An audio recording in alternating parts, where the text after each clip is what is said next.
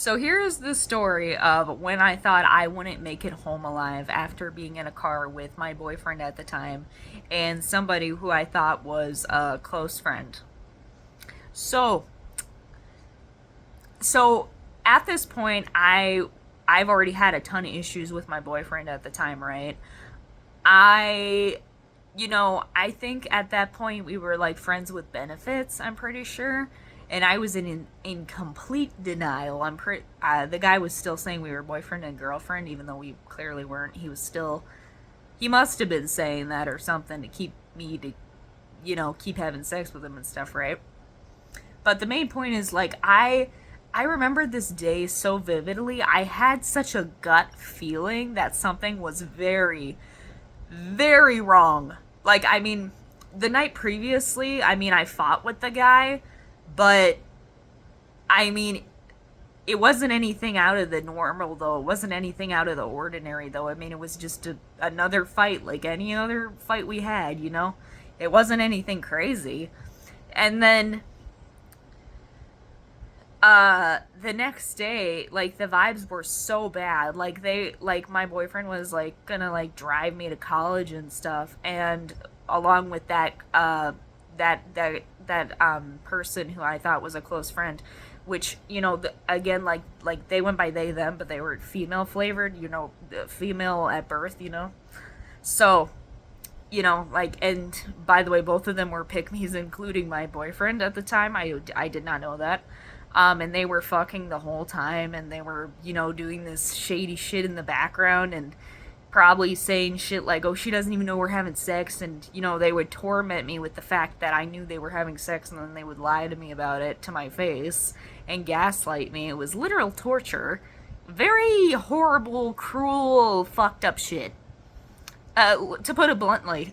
Yeah, I hung out with criminals because I low-key was a criminal at the time. Okay, maybe high-key, but, like, I didn't know that. I came from a household of criminals. I didn't know at the time.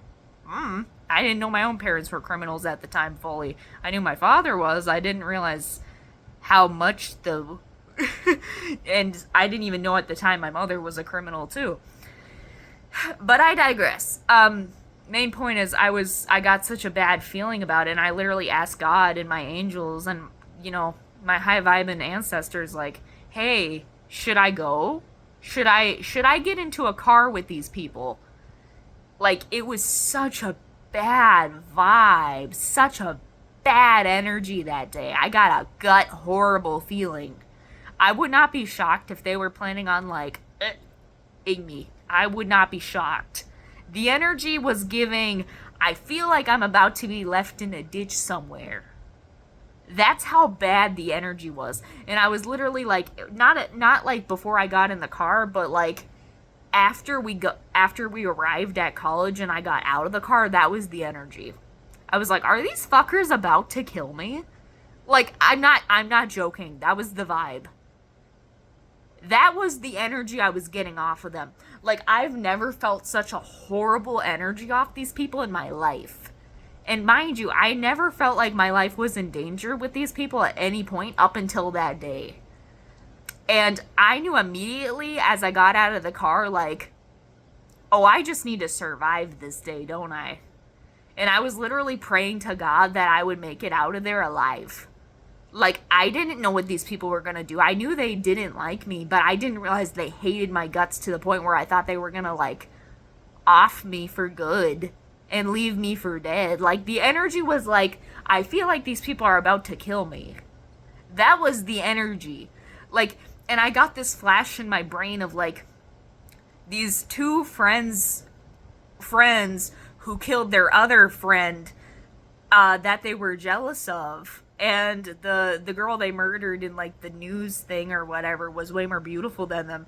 And, like, in all this other stuff, you could tell she was an earth angel, and these other friends were, more on the demonic side. And then I looked at my friend group, and I was like, I'm about to die, aren't I? Because those two were jealous of me, they hated me, they bullied me.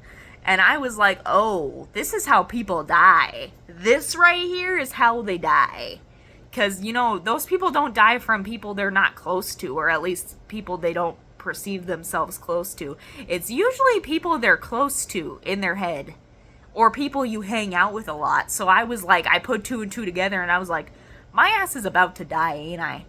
And it really was that serious. I mean, well, I didn't think that I was gonna like die, but I did think that they were gonna do something that was very illegal and was gonna be very harmful and dangerous to me. The energy was giving, I feel like I'm about to die. And I was like, I can't believe I need to rely on these people to get a ride home. And, well, I mean, technically I didn't. I was literally considering, like, should I call my mother? What should I do? Should I call her to pick me up instead?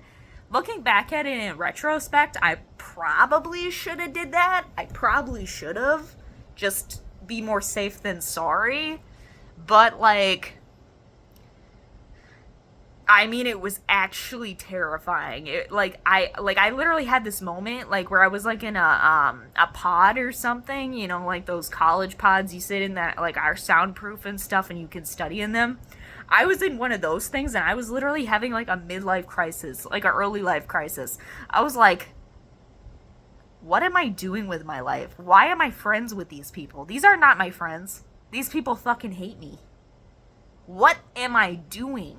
I'm with this really dangerous crowd of people. What the fuck am I doing? And that's when I realized I was actively putting myself in danger hanging around these individuals. And mind you, these people would encourage me to steal, like, all the time. And, you know, there was, like, drinking, and there was parties, and there was, you know, dangerous sexual activities and all this stuff. It was like that I would participate in. So, you know, like, I was a part of that group. Like I said, I was a criminal too.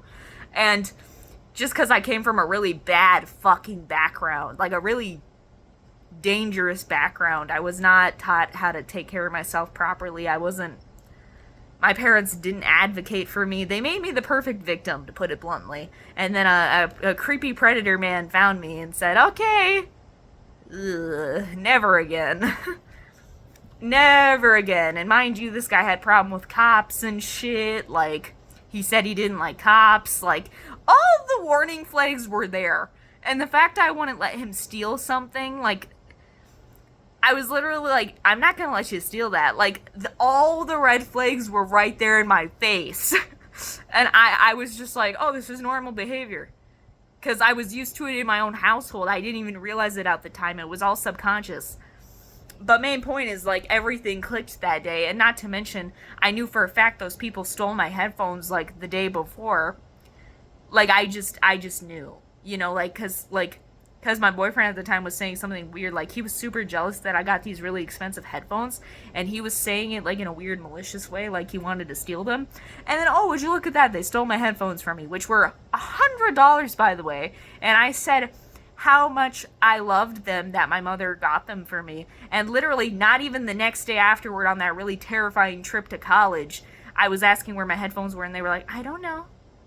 And I was like, intuitively I knew, like, oh my god, yep, they stole them. Because I remember exactly where I left them. I left them in one of my friend's car, and I remember thinking to myself, like, oh, well, even if I forget them in there, it's okay, I'll just ask them next time for it. Like, I literally remember I left them in the female flavored friend's car. Like, I remember leaving it in their car. And I was like, where is it? And then they were like, I don't know. They stole it. Which, by the way, pretty sure y'all cursed that item because you stole it from somebody. Like, how the fuck can you steal something from somebody that mattered so much to them and feel no remorse? Now, that is some psychopathic shit.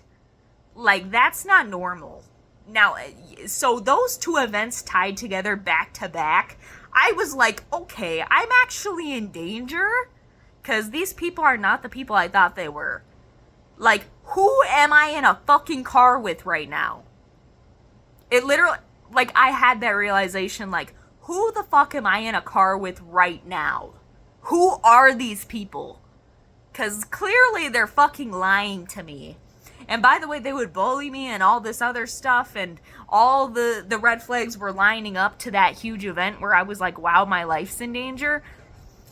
I still can't believe I made it out of that situation alive. Like, I really should have called someone to pick me up, but I think I was just so scared and I was in a freeze trauma response that I was like, let's just get through this. Let's just get through this. And in retrospect, I probably should have called someone, but hey, I'm alive though. But let me tell you, after that event, I cut them off, I blocked them on everything. I didn't even say goodbye or nothing. And then they kept friending me like 3-4 times because I cut them off and I never spoke to them again. And they wouldn't stop contacting me, so eventually I accepted it, and then I gave them a brief explanation of why I wasn't speaking to them anymore. I was essentially like, I was such a people pleaser and I was so scared to stand up for myself that the best I could do at the time was, you guys have disrespected me a ton, and I don't want to be friends with you guys anymore. That was pretty much the best I could do. And I essentially said, you guys are liars, you guys are deceitful, goodbye. You know, I shouldn't even have said goodbye, but man, I was good. I was way too good back then, especially to disrespectful people. Ooh. I'm so glad I love myself a lot more now. Now that would never fly. I would probably say something like, if I had that conversation today, I would probably say something like, you two are fucked up individuals and I never want to see you ever again. I don't want to speak to you ever again. And then I would block them. Like, unapologetically. I would say, you guys are two fucked up individuals and you guys literally made me feel like my life was in danger. And you guys can go fuck yourself. Block. That's what I would do if that happened to me today. Which it wouldn't, because now I'm way too healthy for that. But I'm just saying, if I could go back in a time machine, that's what I would say currently as this version of me that I am. Cause, wow. Yeah, that's, I mean, all the warning signs were there. It's just, I was too naive. I didn't know. I don't know. I wasn't seeing clearly. I was deep in my own addictions. It was bad. I don't recommend having criminals for parents, guys. But, yeah, no. I'm laughing, but no, I'm very serious about it, though. Yeah, no, my parents were very evil, very cruel, very fucked up individuals, and that's why I landed in the friend group that I was in, because I was also a fucked up, crazy criminal individual myself. I was on like the kinder end of that spectrum, but still. But hey, listen, I healed. Now I'm not so crazy, alright? Alright? At least I think. No, I'm kidding. But no, now I'm not so crazy in, the criminal way anymore. Clock it. But yeah. So that's a little crazy story on that one. And yeah, and I remember my boyfriend, he gave me this look that all these men do when they realize they fucked up with me for good. It was this look of like, oh, you're not coming back, are you? That was way too fuck. He gave me this look, like this genuine concerned look of like, oh, you're not coming back, are you? No. If you make me feel like my life's in danger, no, I'm not coming back. No.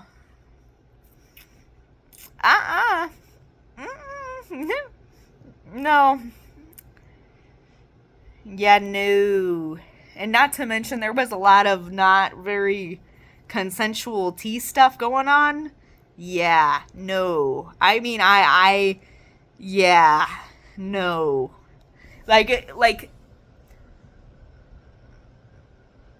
Yeah, let's just say that guy did not respect the word no. Yeah, fuck that.